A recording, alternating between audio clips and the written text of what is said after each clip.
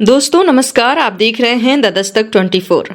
आज के इस एपिसोड में आप जानेंगे धानुक जाति के बारे में, इस समाज के बारे में कर्मशः चर्चा होगी। इस जाति का इतिहास क्या है और ये समाज आज कहां कहां पाया जाता है। इस जानकारी को आप देखने से पहले इस वीडियो को शेयर करें और यदि अभी तक आपने हमारे चैनल को सब्सक्राइब नहीं किया है तो सब्सक्राइब कर लें। दोस्तों, धानुक या कठेरिया भारत, बांग्लादेश और नेपाल में पाया जाने वाला एक जातीय समूह है जो विभिन्न क्षेत्रों में अलग अलग नामों से जानी जाती है, जैसे धानुक, धानुका, धनिक, धेनिक, धानका, धानकिया, धनूर, कटारिया या कठेरिया आदि। लेकिन इन सब नामों से इस जाति का मूल नाम धानुक और धानक ही है। यही नहीं दोस्तों, हरियाणा में ये लोग डेलू नाम से जाने जाते हैं जो बुनकरों का एक समूह है। बता दें कि परंपरागत रूप से धनुष, वाड़ बनाना और चलाना इस जाति का पेशा रहा है। धानुक जाति प्राचीन काल से ही एक वीर और महान कौम थी जिसका कार्य सेना में धनुष वाड़ चलाना था। धानुक जाति का इतिहास गौरवशाली रहा है। ये जाति अपने त्याग, बलिदान और शूरवीरता के लिए जाना जाता है। इतिहास के प्रारंभिक चरण में इस जाति को एक योद्धा जाति कहा जाता था। ये एक मार्शल कौम यानी कि योद्धा जाति रही है जिनका इतिहास हमेशा से देश की सुरक्षा और मान सम्मान की रक्षा के लिए त्याग करने और मर मिटने का रहा है। प्राचीन काल में राजे रजवाड़ों के समय ये अग्रिम पंक्ति के योद्धा थे जिनके बिना युद्ध करना संभव ही नहीं था। ये उच्च कोटि के धनुषधारी हुआ करते थे जो युद्ध में पहला आक्रमण करते थे। धानुक समजा की गाथा का मलिक मोहम्मद जायसी ने अपनी पुस्तक पद्मावत में इस बात का उल्लेख भी किया है।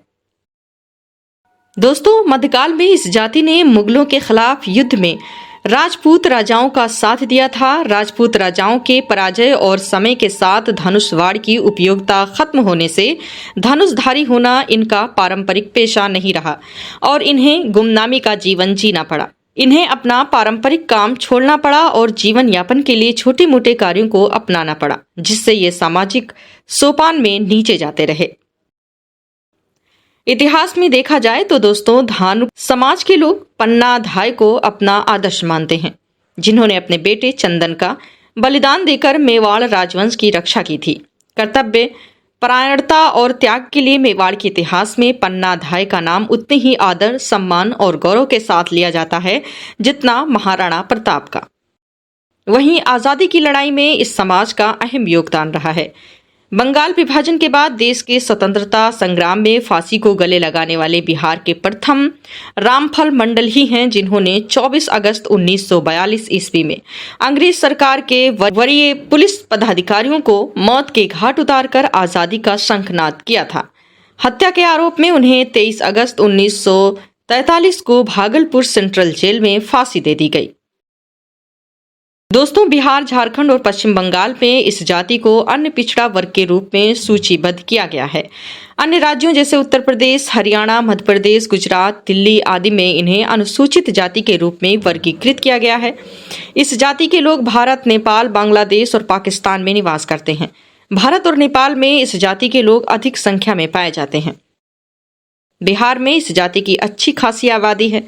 यहाँ इन्हें कुछ अन्य जातियों के साथ राज्य की कुल आबादी का 32% बनाने वाली निम्न पिछड़ा वर्ग के रूप में वर्गीकृत किया गया है।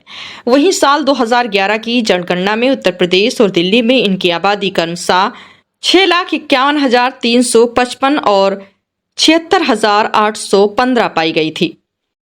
नेपाल देश की बात करें तो धानुक जाति के लोग मूल रूप से पूरब में मोरंग से लेकर पश्चिम में तराई तक फैले हैं। ये सप्तरी, सिरहा और धनुषा के तराई जिलों में निवास करते हैं। इन्हें पूर्वी तराई में कुर्मी जबकि पश्चिमी तराई में पटेल कहा जाता है। यहाँ धानुक समाज से जुड़ी हुई कुछ मान्यताओं को समझते हैं दोस्तों। पहली मान्यता के अनुसार इस जाति के लोग उच्च कोटि के निशानेबाज थे।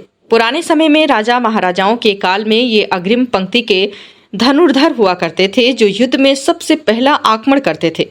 धानुक जाति का उल्लेख मलिक मोहम्मद जायसी ने अपनी पुस्तक पद्मावत में किया है। वहीं दूसरी मान्यता के अनुसार इस जाति का संबंध धनक ऋषि से है। धानुक धनक ऋषि के ही वंशज हैं। तीसरी मान्यता के अनुसार इस जाति के कुछ सदस्य धाड़क शब्द को धनुकली या धानकी से जोड़ते हैं जिनका उपयोग रुई धुनने के काम के लिए किया जाता है। और कहते हैं कि ये पहले कपड़ा बुनाई के व्यवसाय से जुड़े थे। हरियाणा में निवास करने वाले धाड़क कपड़ा बनाने का कार्य करते हैं।